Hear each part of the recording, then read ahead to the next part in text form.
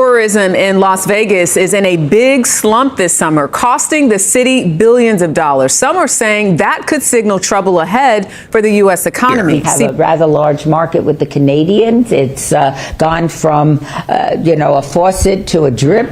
And some properties say that they are rolling out promos as well as clearer pricing to try to end the year strong. Jerika? Sasha, it may have seemed like there was traction on the strip when it came to tourists, but the tourists I spoke to told me they were underwhelmed with their experience. So I asked them, what would it take for you to keep coming back?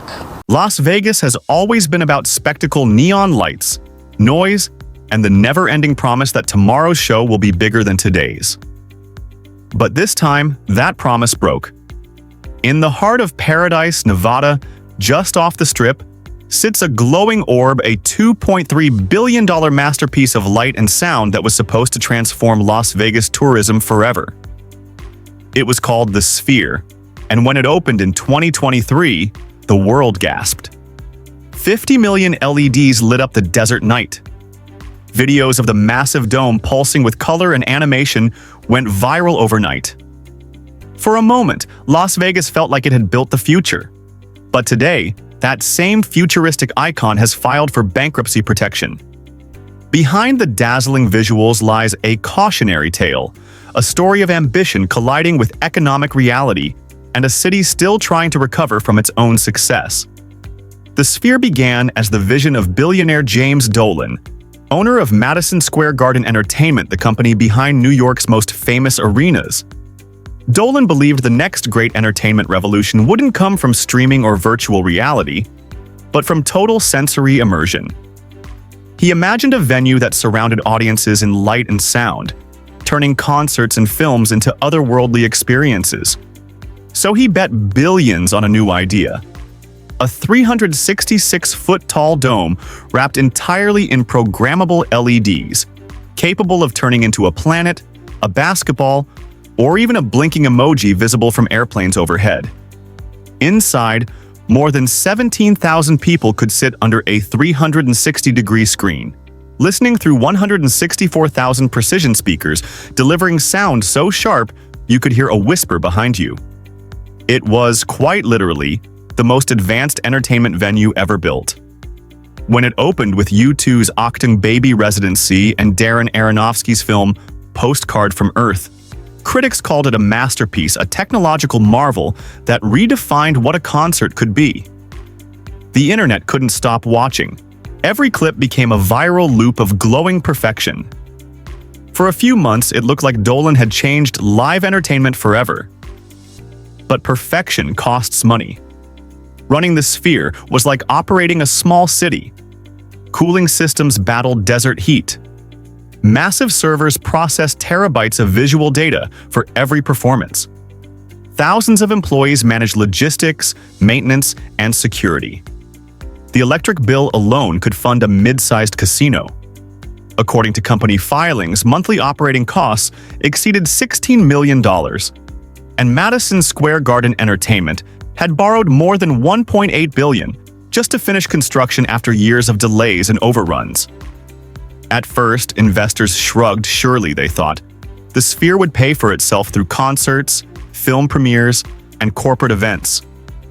But the math refused to cooperate. Tickets for Postcard from Earth sold for $50 to $100, and even sold-out screenings barely dented the expenses.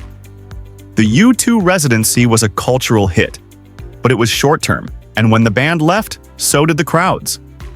By mid-2025, operating losses had reached nearly $100 million, and revenue growth had flattened. Madison Square Garden's stock began to slide, lenders tightened their terms, and Dolan's dream was suddenly on financial life support. To understand how this collapse struck so deeply, it helps to look at Las Vegas itself. Tourism. The city's lifeblood had slowed dramatically since 2024. Airfares were up, conventions were down, and visitors from Asia still hadn't returned to pre-pandemic numbers. The entire southern Nevada hospitality industry was stretched thin. Hotel rates dropped, casino profits softened, and service workers complained that tips had fallen by a fifth. The Sphere had been sold as the crown jewel that would reignite the Strip. Instead, it became an expensive reminder of the downturn. Even cab drivers joked that the only people making money from it were photographers posting viral shots online. Inside Madison Square Garden Entertainment, tensions mounted. Executives had counted on sponsorship deals from global brands eager to advertise on the Sphere's glowing exterior, a billboard visible to the world. But advertisers hesitated. The fees were high, contracts complicated, and the global economy uncertain. Meanwhile, technical issues piled up. The ultra-high-resolution screens needed constant recalibration. Each show required hours of testing and terabytes of new data. Maintenance budgets ballooned, and every attempt to cut costs risked damaging the Sphere's signature experience. There was no easy way to scale the model or replicate its success without spending hundreds of millions more. Early in 2025, Dolan started exploring international licensing deals to build Spheres in Abu Dhabi, London, and Singapore. But when investors saw the original project's debt, enthusiasm evaporated.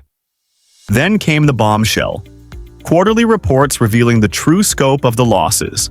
Credit rating agencies downgraded Sphere Corp's bonds to junk status, and soon the company announced it would seek Chapter 11 bankruptcy protection to restructure its obligations while maintaining operations.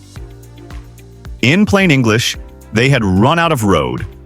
For people in Las Vegas, the bankruptcy wasn't just a corporate story, it was personal. Thousands of construction workers had built the Sphere.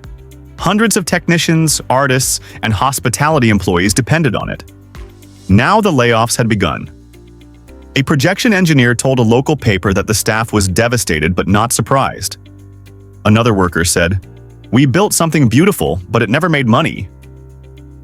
It was too perfect to survive. Restaurants around the venue reported sales down by nearly a third. Hotels that had thrived during major concert weekends saw bookings plummet.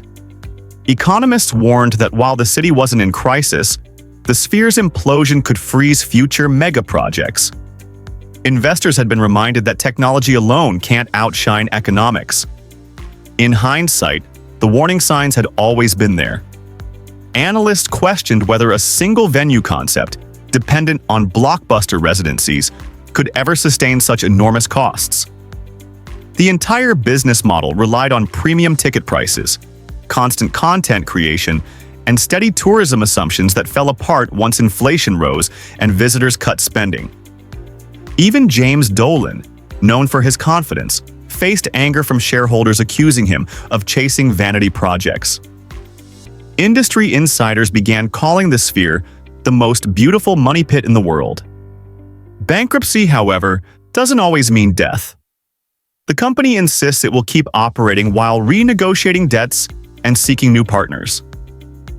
One plan would spin off its technology licensing, the LED and audio systems to other venues worldwide. Another possibility is a buy-in from a foreign sovereign wealth fund, perhaps from the Middle East, to build a network of smaller, more efficient spheres. There's even talk of a stripped-down model that could be built for $500 million, still ambitious, but more sustainable. Yet every option faces the same uncomfortable question. If Las Vegas itself, the global capital of entertainment, couldn't keep this wonder profitable, who else can? The Sphere was never just a building. It was a bet that spectacle could pay for itself. And for a short while, it did. The world looked, marveled, and shared it endlessly on social media. But attention doesn't always equal revenue. Las Vegas built a glowing planet to capture the world's gaze and spent $2.3 billion doing it. Now, as tourists thin and losses mount, that dream is forcing a hard reckoning. Was the Sphere a triumph of imagination or a spectacular miscalculation? Maybe it was both. Because if Las Vegas teaches us anything, it's that the house doesn't always win, especially when the house costs billions to build. The Sphere's story isn't just about lights and losses, it's about what happens when vision outpaces economics. For a brief moment, it showed the world what human creativity could build. But in the end, even the brightest light can burn itself out. So what do you think? Was the Sphere ahead of its time? Or was it doomed from the start? Let us know your thoughts in the comments. If you found this breakdown insightful, don't forget to like the video, subscribe, and turn on notifications. Because in today's world of billion-dollar dreams and global ambition, the next big rise or fall is always closer than we think.